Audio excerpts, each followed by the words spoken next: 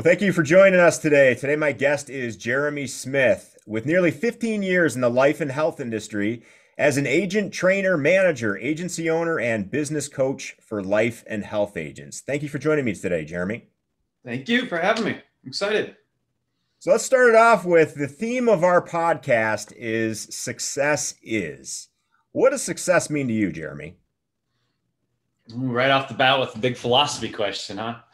Um, you know, I've been asked that question many times, and it's been a moving target over my life. In my 20s, in my younger 20s, mid 20s, success was just getting to do whatever I wanted to go do. Unfortunately, as I got older, the things I wanted to do cost more money, Yeah, got more expensive. And so I look back into my late 20s and my 30s, I became hyper focused on making money. And, this is ego talking, but building a name for myself. Um, as I got into my 40s, that all changed once again, and as I got into my 40s, I figured out that it wasn't about having a lot of money and it wasn't about having a lot of time. I've got buddies that have rarely work, that don't have jobs, have all the time in the world. And I've got buddies that work 90 hours a week. I mean, they've got a name for themselves and they don't have any time to spend the money. So I think that, for lack of better words, maybe other than wisdom, for in my 40s, what I evaluate success as now is being able to have control of both my time and my money at the same time. Because what's success if you're not happy, right? I mean, that's really what it's all about. So, I know we're going to talk a lot of business, and so that equates to money, and money definitely allows for happiness.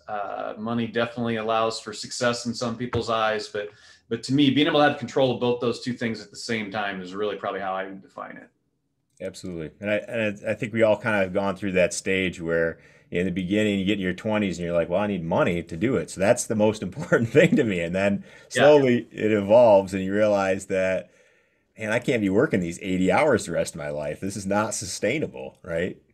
I had a little girl, my first child, when I was 40. And I think that's what really kind of turned it. Prior to that, I wouldn't say I was I was successful in business. I mean, eye of the beholder, but by a lot, I was successful in business. But um, it opened my eyes when I seen my child for the first time. I think that's what really did Absolutely. it for me. And I realized what kind of parent I wanted to be. And that parent wasn't to leave millions of dollars to my child. It was to be able to be present for her. If I can do both, great. But I think that the latter is probably more important. Absolutely. Yeah, your priorities quickly shift when you look Yep. into the eyes of that child and say, this is what matters, right? Yep. Yeah, so I've seen plenty of self-employed people get sucked into this world of being overworked and overstressed, working 80 hours, popping Adderall in some cases, and if not that, tons of caffeine. Yep. Um, and I look at what you have going on, and you run a business, and you also do the consulting and opening restaurants. I mean, you have a lot going on. What separates somebody from you with able to achieve all of these different things from like a self-employed individual that's just burning themselves out and can't step away from any area of their business? Well, as I'm sucking down my caffeine here, I'll tell you, I got really lucky in life. And, the best advice I could ever give any young person, self-employed person, is find a mentor. Find somebody that's been down the road they're traveling. I did that accidentally. And he taught me something I don't think I ever would have figured out on my own. And that was a process, to be able to get yourself to the other side, of the river, if you will, where you're not working yourself to death, where you can branch out and you can expand and do other things. that process was, number one, documentation, which, you know, if you're in the sales world, if you're in the insurance business, selling anything, and you're any good at it, you're probably a type A personality. And so documenting things is really against your nature. That's right. I mean, Firsthand experience, guilty here. yeah, Absolutely. I'll tell you, it took years for him to get this message across to me. Yep. But the first example came to me with my insurance brokerage. I had an insurance brokerage from 2009. I sold it in 2015. And for the first couple years, he was just on me and on me and on me about documenting everything. And by everything, I mean everything. I mean my sales meetings, our scripts, our marketing plans, our procedures, everything from, you know, what does my secretary say to the customers when they walk in the door? Everything, building a manual for how we do business. And I guess the visual was always, if my right-hand guy got dropped out of an airplane and I died the next day and he wanted to take our company and go, with this book, he could literally duplicate what we were doing. Okay. So that was step one. Step two was I needed to become really good at training my people to use this manual and training my people to do exactly how I wanted things done. And that was a learning curve all on its own. But once I became good at that and I got everybody marching to the same beat, next came the toughest part of the step, which was delegation. You know, I mean, especially for me at, you know, think back to 32 years old, man, I was just a control freak. If you're a control freak, good luck. You know, you're probably not going to have multiple businesses. You're probably not going to go as far as you probably could go. And you certainly aren't coming home at 4 o'clock. You're not playing golf on Tuesday afternoon. You're going to be there because you've got to learn that after you've got it documented, after you've got your people trained, they know what to do. You got to be able to give up the reins and let them take over. You know, and then the wrap up step to that's just management, learning how to, although you've delegated and everybody's in place, keep an eye on everything. And a lot of that comes down to, you know, another thing that was burnt into me from my mentor was performance accounting and tracking everything and learning how to read the numbers and being able to look at an Excel spreadsheet and know exactly what the problem is in the office if I'm sitting on the beach in Hawaii. And if you can do that and your people are trained and they know they've got a Bible for how to do things, all of a sudden you can branch off and try something different, or you can free up time, do what you want with it. But that was, those were 4 steps that I had no clue of in my 20s. I learned in my 30s and I mastered in my 40s. Absolutely. Now, those skill sets around managing, people management specifically, was that something you learned from your mentor, or how did you Well, master I mean, those skills? yeah, I mean, you know, trial and error, right? To some degree. Yeah, you know, I went to work. Good story about this is I went to work in the insurance business in 2007. I went to work for a captive agency. Sales always came pretty easy to me. So I did really well for the first 3 months, sold a lot of policies, got promoted to management in like the 4th month, got 2 people put under me, you know, from a management standpoint. And inside of 2 months, they both failed miserably, quit, and wrote a letter to the owner saying I was the worst manager they've ever. So there's that trial. I learned some stuff from the negatives too. Yeah. Long story short, I went back to selling for a few months, really learned the business, then worked my way back to management. I think I became a lot better manager there. When I started my own company, yeah, I got to say that, you know, having a mentor, and I've had 2 good mentors in my life, but both of them had some very consistent things that they both believed in that really led me down the path. Number one was a keen eye on detail. You know, the little things are the things that matters. You've got an agent or a manager or somebody underneath you that's walking in the hall and you see them that they're down in the dumps in their day. You know, they broke up with their girlfriend or their dog got ran over or whatever happened. And you got to address that, because it costs you money if you don't address that. And I mean, first of all, making them feel like you care about them. Hopefully you actually do, but those little things can spiral into big problems if you don't address them. The other thing they both had in common was, like I talked about a second ago, performance accounting, and really watching the numbers of your business and understanding all the metrics and really what they mean. In my business, a lot of people, you know, they buy leads, you know, so they can go out and sell insurance products. They'll send mailers out per se, and then they hope that some callbacks come back in. But if you don't really get dialed in to figure out the script of exactly what you're saying when those people call in, or what your mail piece was, if you don't keep track of all of those things, you can't make proper adjustments, and you can't ultimately end up finding real success. And that's just one little baby metrics that probably applies to most businesses. Yeah, absolutely. And I think one of the things that you've talked about throughout your entire journey is that you're always learning, Yeah. right? You're always changing how you think, how you operate. You're putting on a new hat as you go along. And over the last 2 years, we've obviously seen a ton of change in every business industry. And you're finding that some people are thriving because of COVID and everything that happened, while others stuck in kind of their old way of doing things are failing. And unfortunately, it's resulting in closed businesses and that sort of thing. And I think what you've described here is probably a major component of that. Would you agree?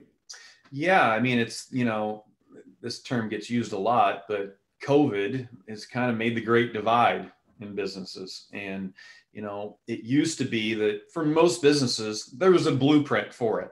You know, I used to own a mortgage brokerage in the early 2000s, and there'd been 1,000 mortgage brokerages built before then. There was a blueprint for it. You know, if I wanted to go open up a Dairy Queen, there's a manual for how to do it. Yeah, there's still kind of manuals for how to do all the businesses that we operate and own today, but there's different rules to it. You know, the guys that you got to have some creativity for one, and you got to be able to. I think this is a big one. You've got to be able to take chances and be willing to take chances and step outside your comfort zone. You know, in the insurance business, for example, the people that are succeeding this last year and a half, in my opinion, are the people that really got serious about developing their systems. How do I handle this phone call? What shirt am I wearing? All the way to what's my backdrop on a Zoom call?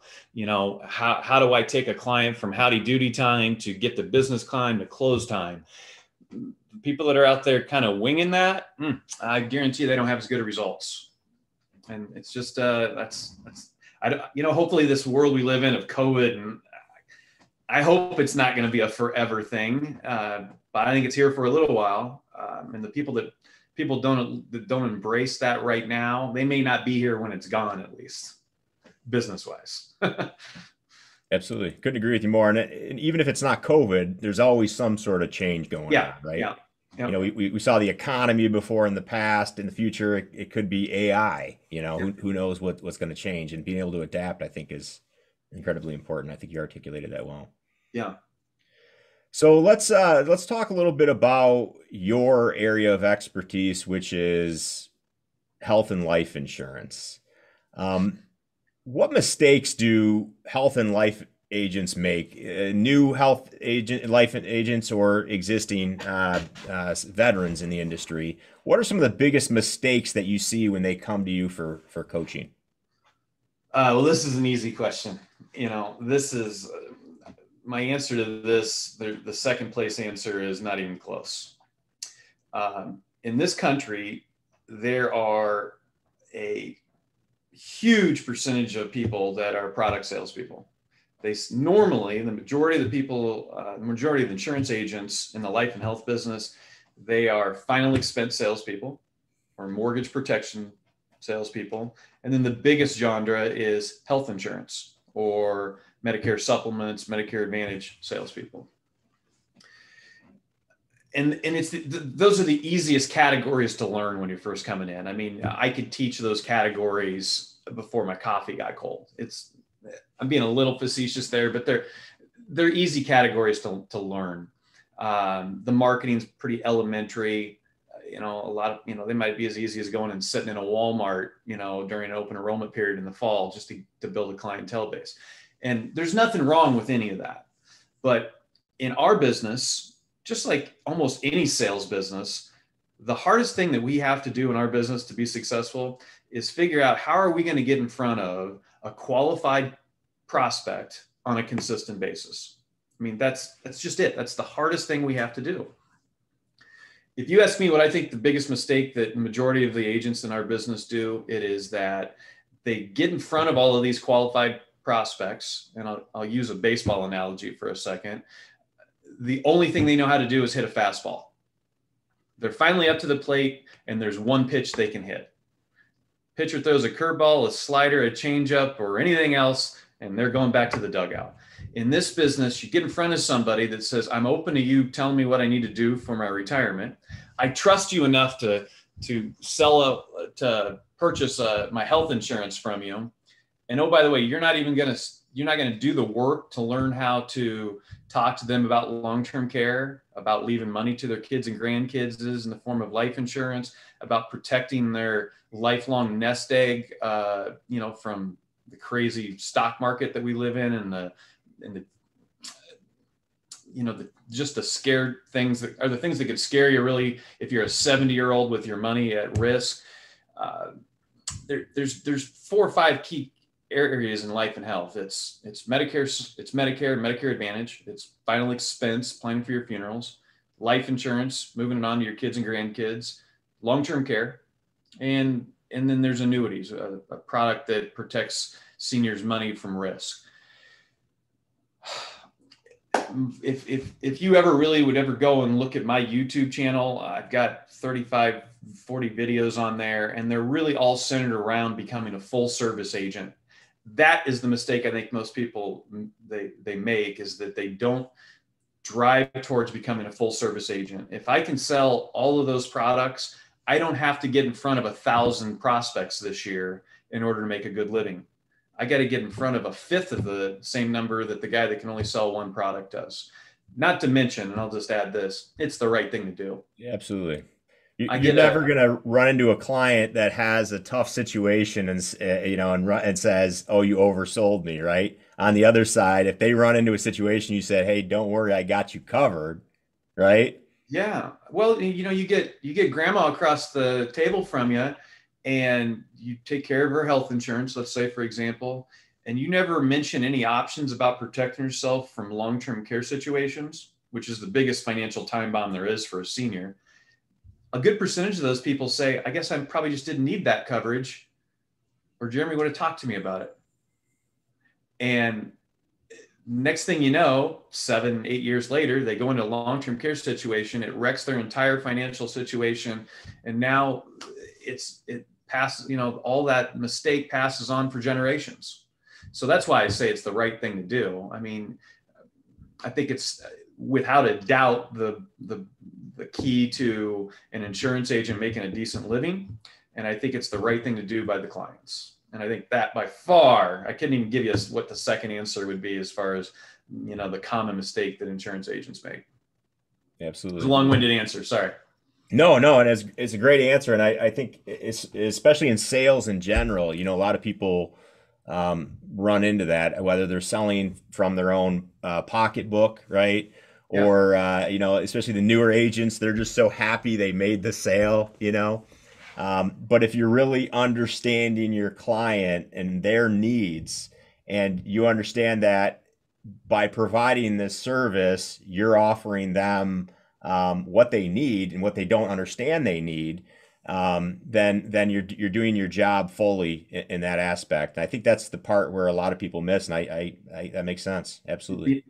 I'll close this question up with the analogy I always use is if think about if you were a car salesman and you had every used and new car in the country on your lot, you'd probably sell a lot more cars than, the 100 cars you might have in your lot. As an insurance agent, you've got access to sell every single product from every single company in the entire country. Now, you can't go learn all of the products, but they're all virtually the same. You've got people that will help you in our hierarchy of business that'll tell you what the best ones in each product line are. It's crazy to me that all agents aren't striving towards that. Absolutely. That makes sense. So when you're talking to somebody who's struggling in your industry, and it's a mindset piece or it's a change piece, how do you convince them to make that switch? Well, I mean, fortunately for me, in my position as a business coach, somebody normally that person is already there before they found me. I'm not prospecting people to coach. Normally they're finding me now. And so they've already kind of got that gear turning in their mind of, I need to change, in something. In the beginning, it wasn't that way though. When I first started coaching and nobody had a clue who I was and I'd never coached one person, it took some salesmanship at that point. A lot of times at that point, it was just kind of showing proof that, I'd probably been farther down the road than they had been. But I've always kind of lived my life by a rule, and that is if things aren't working, change it up. And it's pretty easy to spot people, especially in my business, but just in general, when you can just look in their eyes and figure out things aren't working for them. They know it's not working for them. They're almost out there, walking around with their eyes closed, just praying for somebody to shine a flashlight in their eyes and say, what do I do? And at the end of the day, in that scenario, just talking general, it doesn't matter what you do. Just do something different. Change it up until you find something that works. Yeah. Commit to action, right? Do something. So is it your clients, is it typically a lack of sales or being overworked, overstressed? I don't know. I suppose it's all different reasons. I work with agents. I work with agency owners, people that have got 50 to 100 agents working underneath them. I think the answer is probably different for both of those people. Normally independent agents, they're trying to figure out, how do I make more money? It's just kind of the first step in the pyramid. They're trying to figure out, what can I do different to make more money?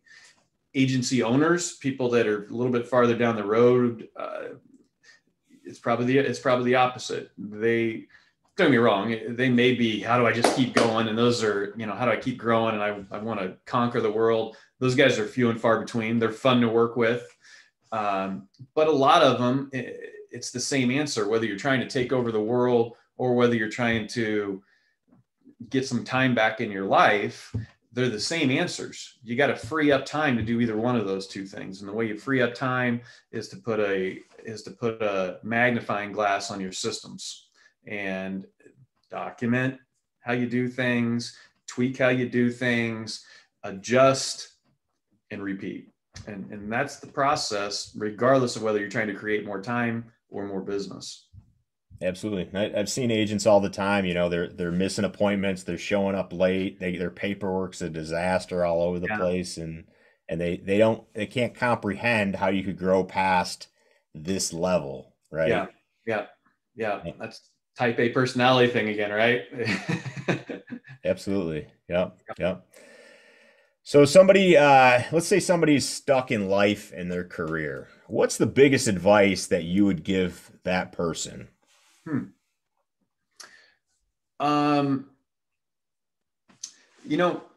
About 2 years ago, I had an agent turn me on to the Joe Rogan podcast. You ever watch Joe Rogan? I have. Or listen to Joe Rogan's podcast? I mean, he's an interesting cat. I was kind of reluctant at the beginning. I listen to him pretty religiously now. And one of the things that he talks about, I mean, he's obviously a super successful person, and I've really embraced his philosophy, which is embrace the suck. That thing you don't want to do is the thing. If you can condition your mind and condition your body to do it, good things come from it. So, your first question to me today was, what's my thought on what success is, and which is really happiness. And another way I could have answered that question is balance of life, right?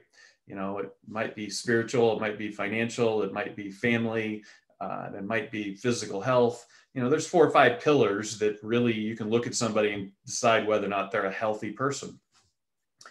Well, for these people that you're talking about that are kind of in a rut or struggling, the real answer for them is they got to get some balance in their life. That one of those pillars is probably not even attached to the table anymore. Taking care of themselves first and getting those pillars in balance, I would say is the first step to that. And then the next step is, and well, back up to that, there's probably going to be some embracing of the suck in order to do that, right? You're not healthy. Guess what? The hardest thing to do is to get back to the gym and form a habit of going to the gym and physically feeling better. But if you do it for 3, 4, 5, 6, 7 weeks, it gets easier and it almost becomes an addiction. I don't know about you, but I have started going to the gym more times in 25 years than anybody I know. And it stinks. Yep. But once I get into the habit, it's like a drug. I love it. Once I get past a certain stage, God, I just feel so much better. So anyway, the balance thing, I think, is the first step for those people. And the other thing for me, and I can't say this is maybe for everybody, but for me, I'm not afraid to take chances. Again, if things aren't working for me in my life, I'm not afraid to go jump into a different river. And, that challenge of that river really inspires me. And I find myself, when I put myself in a position where there's not really any other options other than to succeed, I normally find a way to do that. And I think a lot of people are afraid to jump into that river and put themselves in that position because they might drown. And I think the majority of them they'd figure out a way to succeed if there wasn't any other options. Absolutely. One of the biggest concerns is getting comfortable for me, Yep. right? I never want to just be comfortable because then that's the enemy. Get outside your comfort zone. That's where it's at. that's where you're challenging. Yeah, that's almost that embracing the suck because it's all delayed gratification, right? By working out in that moment, it sucks. Yeah. It sucks waking up and going running, it's not fun. But you know what? Down the road, when you start feeling better, you're healthier, you're looking good, right? Your wife notices, a little extra muscle here, It all compounds. And then next thing you know, man, things just pop for you. And, working out's just the easy example on it. But, there's a whole lot of elements in your life that make you healthy. But majority of the people that aren't healthy, that aren't happy, one of those elements is suffering, and they need to fix that before they're really going to be able to take too many steps forward to fix the problem. Absolutely. No, it's great advice. Absolutely. Well, thank you for getting on with us today. We appreciate your time. Could you just close us out with how does someone get a hold of you if they want to reach out to you to help them out or need some advice with their business? Yeah. No, thanks for having me. This was fun. It's easy. I've got a website that's Jeremy Smith Academy, and I've got a YouTube channel that you can check out if you're an insurance agent. I've got everything on there that I can think of video wise, from the how do you pass your test to how do you sell annuities. And it's Jeremy Smith Academy on YouTube. Well, thank you so much, Jeremy. Thank you guys for watching. Be sure to subscribe. Comment if you'd like to see us add you as a guest, or if you guys have any recommendations for future guests. Thanks again, Jeremy. Have a great day. Thank you. See you guys next time.